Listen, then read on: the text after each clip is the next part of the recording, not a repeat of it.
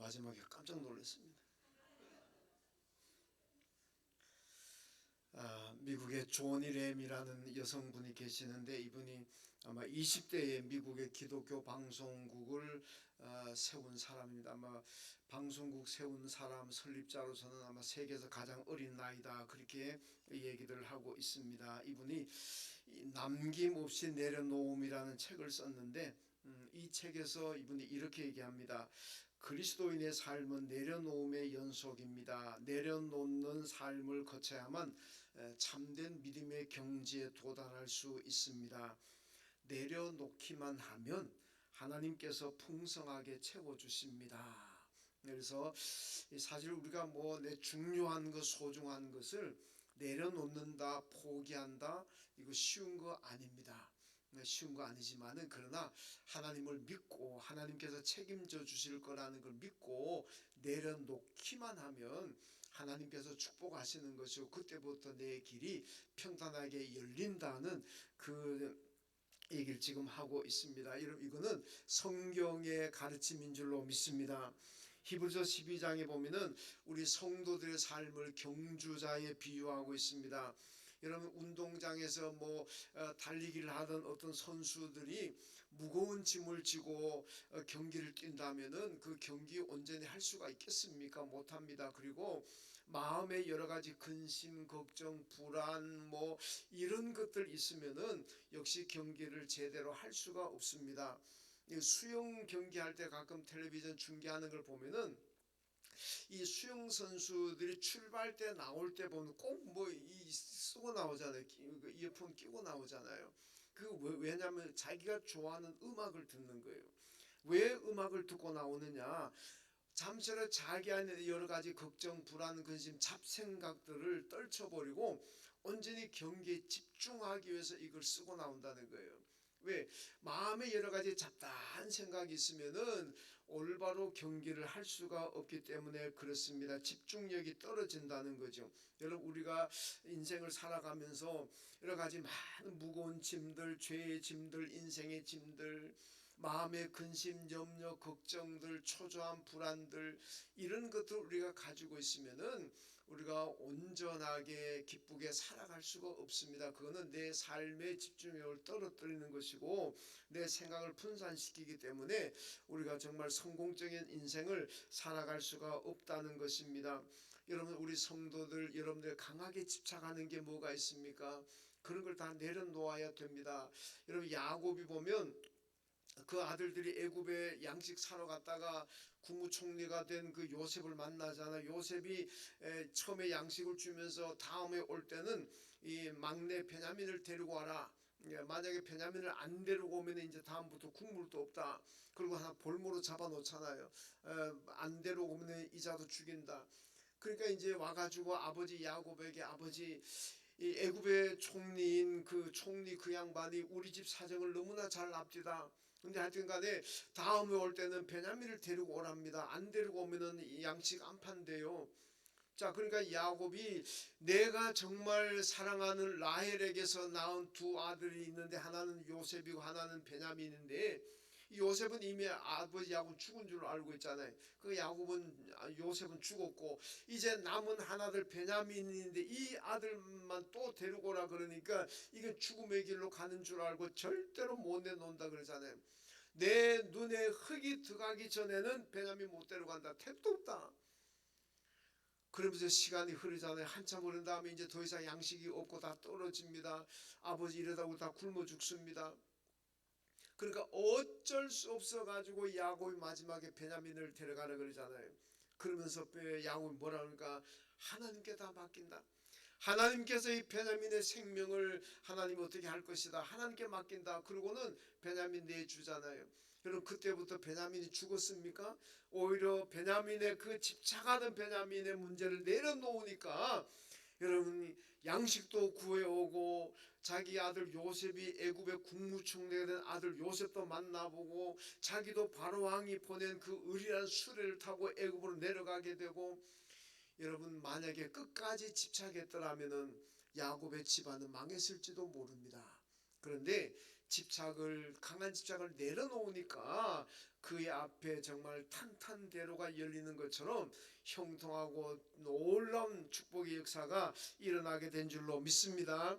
여러분, 우리가 나는 죽어도 이거는 못 내려놓겠다는 거, 나는 죽어도 이거 내가 포기 못했다는 거, 못하겠다는 거 있습니까? 내가 예수를 안 믿더라도, 내가 천국을 못 가더라도 이것만큼은 내가 내려놓지 못한다, 포기 못한다. 여러분, 그런 거 있습니까? 얼마나 중요하면 그런 생각을 가지겠습니까? 그러나 그것마저도 내려놓으십시오.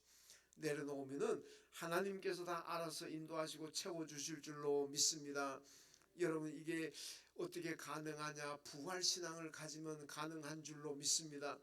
우리가 지난주 부활주일 지났으니까 부활은 그저 부활주일 지나면 그냥 잊어버려도 되는 거구나. 그게 아니라는 겁니다. 언제나 우리 내 생명이 살아있는 동안은 언제나 부활신앙을 가져야 될 줄로 믿습니다. 내가 지금 이 땅에서는 이렇게 고난을 당할 수도 있고 많은 시험 환난을 당하고 살아가는 것도 있지만은, 그러나 내가 장차 예수님이 부활하신 것처럼 나도 부활해서 하나님의 나라에 가서 영원히 살게 된다는 그 믿음만 확실히 가지고 있다면, 여러분, 이 세상에 못 내려놓을 것이 어디에 있겠습니까? 천국에서 영생할 거라는 그 부활의 믿음만 가지고 있다면, 여러분, 내가 포기 못할 게 뭐가 있겠습니까? 어떤 것도 다 내려놓을 수가 있고 어떤 것도 다 포기하게 될 줄로 믿습니다. 부활신앙을 못 가지니까, 그 의심이 생기니까 이 땅에서 중요한 거 이거는 가져야 돼, 이거는 절대 나는 못 내려놔. 여러분, 부활신앙만 가진다면, 여러분, 초대교회 성도들, 사도들이 우리나라 한국교회 기독교 역사에서도 얼마나 많은 사람들 순교를 당합니까? 그 순교당한 사람이 어떤 힘으로 순교합니까? 전부 다 부활신앙입니다.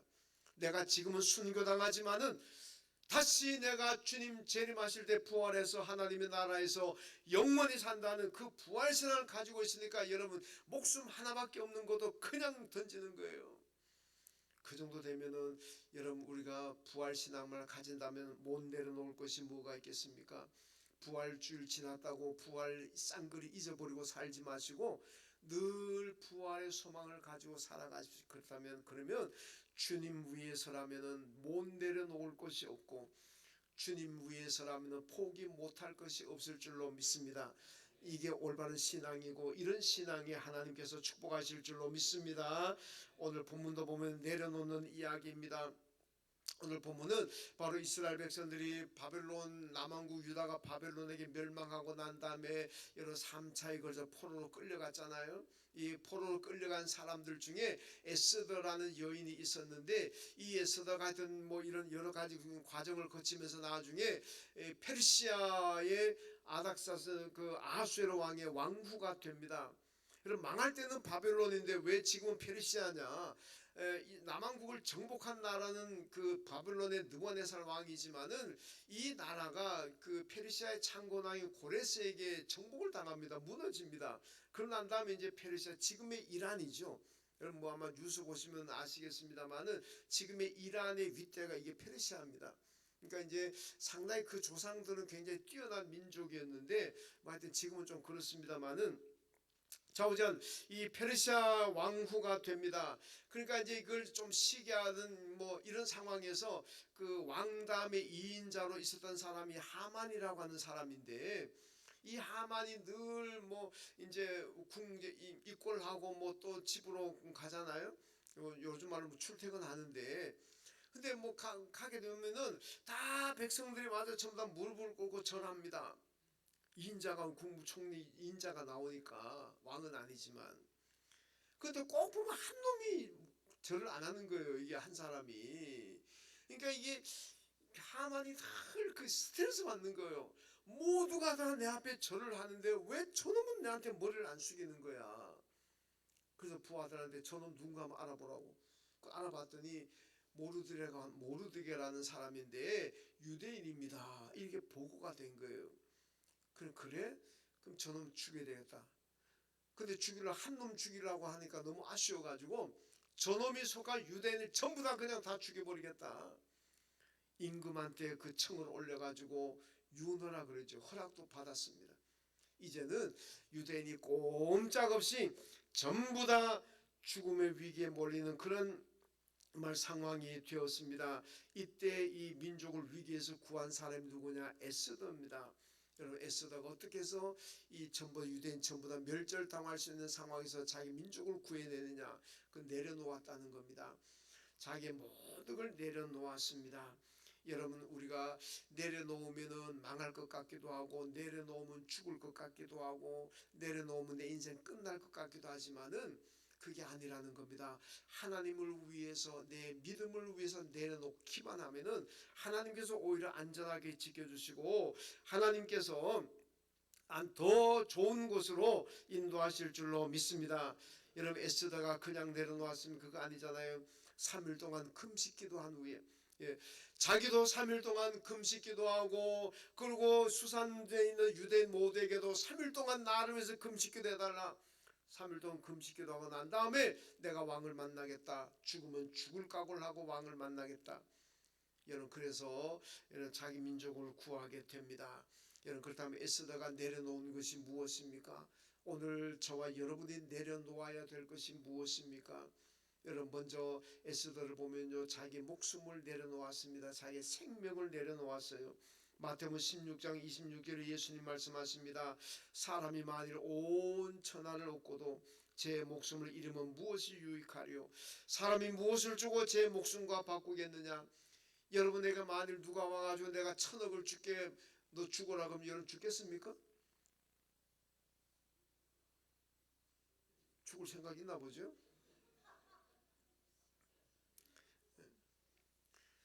여러분이 만약에 누가 와가지고 1조를 갖다 내놓고 이거 받고 죽어라 그러면 죽겠어요?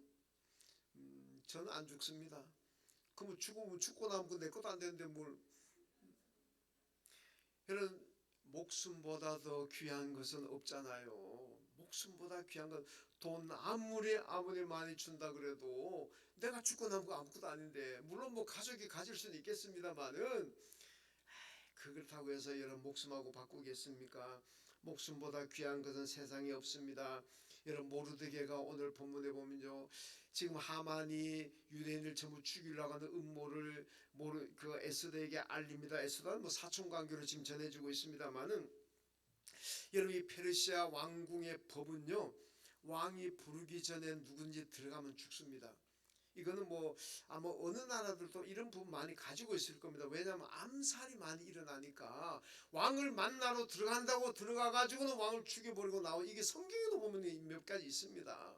그러니까 아마 페르시아도 그런 역사를 좀 가지고 아마 있다 보니까 누구든지 왕이 부르기 전에는 가족이고 누구든지 아무도 못 들어온다. 들어가면은 왕을 암살하려고 했다는 그 암살범으로 몰려가지고 다 죽습니다. 그러니까 못 들어가잖아요. 근데 이 에스더가 가만히 보니까 왕이 언제 부를지도 모르고 그냥 왕이 부를 때까지 기다렸다가는 자기 민족 다 죽을 것 같고, 그러니까 여러분 3일 동안 금식 기도한 후에 내가 죽으면 죽으리다. 그리고 왕을 만나러 들어가는 겁니다. 이거는 결국 뭐냐? 자기 생명을 내려놓았다는 겁니다. 내가 까짓끔 뭐 죽으면 죽겠다고. 왕을 만나러 들어가가지고 암살범으로 몰려가지고 내가 죽는다면 기꺼이 죽겠다. 내가 민족을 위해서 죽더라도 지금 이 위기를 내가 구해야 되겠다. 그렇게 생각하고 결국 목숨을 내려놓고 들어가서 왕을 만났고, 그리고 자기 민족을 구했습니다. 마태복음 16장 25절에 누구든지 제 목숨을 구원하고자 하면 잃을 것이요 누구든지 나를 위하여 제 목숨을 잃으면 찾으리라. 주님 말씀하셨습니다. 여러분, 믿음이라는 것은 예수를 따라가는 길입니다. 예수를 따라가면서 내 목숨을 버리면은 주님이 내 목숨을 살려줄 거고, 내가 살려고 하면은 그 길 바로 죽는 길이라, 그런 말씀입니다. 여러분, 우리가 주님을 위해서 헌신하기를 결정하고 주님을 위해서 내 목숨을 버리기로, 주님을 위해서라면 내 목숨을 내려놓고 이런 마음 가지고 주님을 따라간다면 주님께서 오히려 더 건강도 주시고 더 크게 축복하실 줄로 믿습니다. 주님 위해서 희생하고 헌신하는 곳에 하나님의 역사가 나타날 줄로 믿습니다. 여러분 창세기 22장 보면요, 하나님께서 아브라함에게 아들 이삭을 바쳐라 그러잖아요. 그러니까 아들 이삭을 제물로 바치기 위해서 브엘세바 이스라엘 최남단에서 그 예루살렘 지금 성전이 옛날 성전 자리인 시온산까지 옵니다. 그게 모리아산입니다. 온데 보면요, 여러분 이상한 게 뭐냐, 그 이삭의 어머니 아브라함의 아내 누굽니까? 사라에 대한 얘기가 안 나옵니다. 아브라함이 100세 이삭을 낳았다면은 사라는 90세에 이삭을 낳았습니다. 10년 차이니까. 그러면은 그 사라도 여성으로서 90세라 그러면은 그 아이 낳을 이제 상태는 지났습니다. 그런데 기적이잖아요. 이렇게 기적적으로 얻은 아들인데 얼마나 귀하겠습니까? 그런데 그 아들을 지금 제물로 바치러 가는데 그 사라에 대한 얘기가 안 나와요. 왜 안 나올까? 좀 궁금하지 않습니까? 이렇게 생각해 보면 아브라함이 사라 모르게 이삭을 빼돌려 가지고 갔을까? 여러분 그렇다면 나중에 후폭풍을 감당하겠습니까? 아마 아브라함 아마 그냥 뭐 얼굴 떡 끼고 그냥 뭐 야단날 겁니다. 아마 뭐 살 수 없을 거예요. 어떻게 내가 90세에 낳은 기적으로 낳은 아들인데 나한테 한마디 말도 안 하고 이 아들 데리고 가서 제물로 하나님께 바칠 수가 있느냐? 이래 되면은 뭐 아브라함이 어떻게 견디겠습니까? 그건 아니라고 봅니다. 그렇다면 뭐냐? 아마 사라가 너무 반대를 심하게 하니까 절대로 이 아들 죽이면 안 된다. 절대로 차라리 나를 죽여라. 이 아들은 절대로 안 된다고 막 매달 야단 났을 겁니다. 근데 그런 모습을 성경에 기록하면 이게 은혜가 안 되잖아요. 만약에 사라가 막 절대로 안 된다고 막 발버둥 치고 끝까지 막 하면은 여러분 그걸 성경에 기록하면은 이게 후대 성경 읽는 사람들에게 무슨 은혜가 되겠습니까? 그러니까 아마 성경 기자가 다 생략해버린 것 같아요. 여러분 그렇다면 사라만 그렇게 이삭이 죽는 것에 대해서 안타깝고 슬프고 아브라함은 그런 게 없겠습니까? 아브라함은 할렐루야 하나님 감사합니다. 이삭을 제물로 바칠 수 있는 기회 주셔서 너무너무 감사합니다. 여러분 이삭은 아브라함은 그러고 갔겠습니까? 아니잖아요. 아브라함도 가기는 가지만은 속에서는 얼마나 슬프고 여러분 그래서 브엘세바 예루살렘까지 80km인데 이게 3일 갔으니까 하루에 그러면은 한 27km 정도 갔다고 봐요. 여러분 장정이 하루 27km밖에 못 가겠습니까? 그래서 그것도 본 사람들이 학자들이 그래요. 너무 조금이라도 더 이삭을 보려고 일부러 걸음을 늦추지 않았을까? 뭐 그렇게까지도 하여튼 얘기합니다. 그런데요, 아브라함도 처음에는 안 된다 그랬겠지만은 하나님을 위해서 다 내려놓잖아요. 그래요. 하나님 아들 이삭의 목숨도 내려놓겠습니다. 내려놓았더니 하나님께서 살려버렸잖아요. 여러분 뭐든지 간에 우리가 주님을 위해서 에스더가 목숨을 내려놓으니까 하나님 이스라엘을 구원하셨고 그리고 아브라함이 아들 이삭을 내려놓으니까 이삭도 하나님께서 살리신 줄로 믿습니다. 여러분 뭐든지 우리가 어떤 것도 생명까지라도 우리 주님을 위해서 신앙을 위해서 내려놓을 수 있다면 내려놓으면 하나님께서 더 좋은 모습으로 축복하실 줄로 믿습니다. 그 다음 두 번째로 에스더는 이기심을 내려놓았습니다. 여러분 이기심이라는 것은 민족의 죽음은 상관하지 않고 내 자리만 벗어나는 거 아니겠습니까? 에스더가 내가 페르시아 제국의 왕무의 자리에 올랐는데 그까지 그 유대인들 뭐 죽든지 말든지 나하고 뭔 상관이야. 나는 그냥 왕무의 자리에서 부귀영화를 누리겠다. 이런 이기심을 가졌더라면은 여러분 그 민족은 멸망했을 겁니다. 에스더 9장에 보면은요, 이때 하만이 그 음모가 들통나면서 하만이 죽습니다. 근데 유대인들이 그걸로 만족을 못합니다. 더 죽여야 됩니다. 그 왕에게 너가 이제 됐냐? 그랬더니 아닙니다. 이거 가지고 우리 양이 안 찹니다. 더 죽어야 됩니다. 몇 명이 죽은지 압니까? 75,800명이 죽었어요. 처음에 75,000명이 죽습니다. 그 다음에 500명이 죽습니다. 그 다음에 300명이 죽습니다. 그리고 7만 5,800명을 죽이고 난 다음에 유태인들이 그때서 비로소 패하여 이제 마음이 됐습니다. 흡족합니다.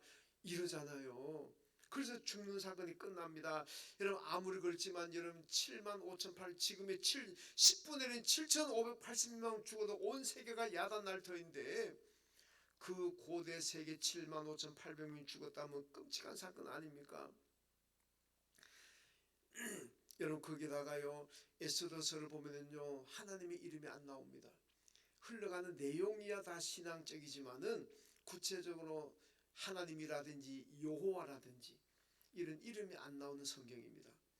이래가지고요 주 90년 얌리아스 유대 랍비들이 모여가지고 구약 성경을 공인하는데 그때 이 에스더서 가지고 마지막까지 논쟁이 되었다는 거 아닙니까? 어떻게 아무리 그렇지만은 유태인 때문에 7만 5,800명이 죽어나는 걸 성경에 이거 성경을 우리가 성경을 인정해야 되느냐? 하나님의 이름이 한 번도 안 나오는 건데 어떻게 성경으로 인정해야 되느냐? 논쟁하다 결국 마지막에 성경으로 채택이 되고 공인이 됩니다. 이유가 뭔지 압니까? 그래도 유태인 포로로 끌려가 가지고 성공한 유태인의 성공담이다.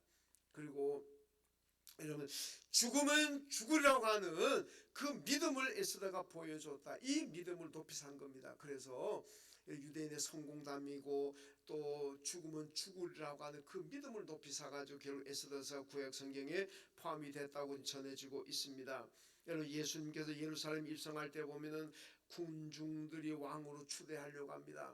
예수님께서 만약에 그 이기심이 있었다면요 그냥 그래 내 왕이 될게 왕이 되면은 십자가 지지도 않아도 됩니다. 십자가 죽지 않아도 됩니다. 아마 예수님 당신은 왕이 되어서 부귀영화를 누렸을 겁니다. 그런데 그 대신에 그랬더라면은 인류 구원자 그리스도가 될 수는 없었습니다. 여러분 그 이기심을 다 버리니까 그러니까 십자가 고난의 길을 가셨고 십자가에 죽으셨다가 부활하심으로 저와 여러분의 그리스도 구주가 되신 줄로 믿습니다. 여러분 민수기 32장에 보면요 이스라엘 백성들이 가나안 땅 들어가다가 요단 동편 땅에 왔습니다. 지금 요르단이잖아요. 그 루벤과 갓지파 사람들이 그 보는 자기들은 양도 많고 소도 많은데 그 요단 동편을 보니까 목초지가 많아서 물도 많고 풀도 많고 이야 탐나는 땅입니다. 그러니까 이 대표들이 모세에게 와가지고 이 땅을 우리에게 주십시오. 우린 여기 살고 가나안 땅 들어가지 않겠습니다. 이 땅을 우리에게 주세요. 그 요청하잖아요. 여러분 모세가 얼마나 화를 냅니까? 이 나쁜 놈들 그냥 막 이 제가 강단이라서 더 얘기는 못하지만은 아마 뭐 막 별욕 다 나왔을 겁니다. 쌍시옷도 나오고 왜 그렇습니까? 지금 가나안 땅 들어가면은 가나안 땅 7 족속들과 전쟁해가지고 전쟁을 통해서 땅을 빼앗아야 되고 정복해야 됩니다. 이 전쟁하려면 사람들이 얼마나 죽어나가겠습니까? 다른 지파 사람들은 전쟁하기 위해서 지금 가나안 땅 들어가는데 너희들은 전쟁도 안 하고 여기만 앉아가지고 좋은 땅 차지하고 너희들만 잘 먹고 잘 살아 그러냐 이 나쁜 놈들아. 그래서 얘기하는 게 뭡니까? 너희들은 온 백성들 마음을 낙심케 한 사람들이다. 온 다른 사람들 절망에 빠뜨린 악을 행한 사람들이다. 크게 분노하고 책망받잖아요. 왜 그렇습니까? 루벤 갓지파의 이기심입니다. 다른 사람에 들어가서 전쟁에서 죽든 말든 우리는 그냥 이기 좋은 땅 물 좋고 목초지도 많이 이 땅에서 그냥 잘 먹고 잘 살자. 그 이기심 때문에 크게 이런 책망을 받았습니다. 이기심이라는 교회와 가정을 낙심케 합니다. 우리는 교회에서든 가정에서든지 간에 서로 위로하고 격려하고 힘이 되어야 될 줄로 믿습니다. 말 한마디 행동 하나하나가 다른 사람에게 힘이 되고 격려가 되고 위로가 되어야지 다른 사람이 어떻게 되든지 말든지 내 하고 싶은 말 다 해버리고 다른 사람이 어떻게 되든 말든지 그냥 내 그냥 편한 대로 해버리고 그러면 교회 평화가 깨집니다. 그러면 가정도 가족들 간에도 원수가 됩니다. 여러분 이기심을 다 내려놓으시고 서로 교회에서든 가정이든지 서로 힘이 되고 위로가 되고 서로 격려하는 그런 성도들 되시길 주님의 이름으로 축원합니다. 그 다음 세 번째는 에스더는 욕심을 다 내려놓았습니다. 에스더는 왕후의 신분이기 때문에 여기서 끝난다면 너무나 허무합니다. 얼마나 그 자리가 어떻게 해서 올라간 자리인데 그 자리에서 내려온다는 것은 정말 허망한 일이 아닐 수가 없습니다. 욕심은 있지만은 그럼에도 불구하고 자기 민족을 살리기 위해서 그 욕심을 내려놓습니다. 야고보서 1장 15절 말씀 우리가 잘 아는 말씀입니다만은 욕심이 잉태한즉 죄를 낳고 죄가 장성한즉 사망을 낳는다. 여러분 욕심이 결국 마지막에 죄를 짓게 만들고 마지막에 죽음에 이르게 하는 것이 이게 바로 욕심이라는 겁니다. 인간 인생의 불행과 죽음이라는 건 전부 다 욕심에서 출발합니다. 왜 지금 전쟁합니까? 결국 다 욕심입니다.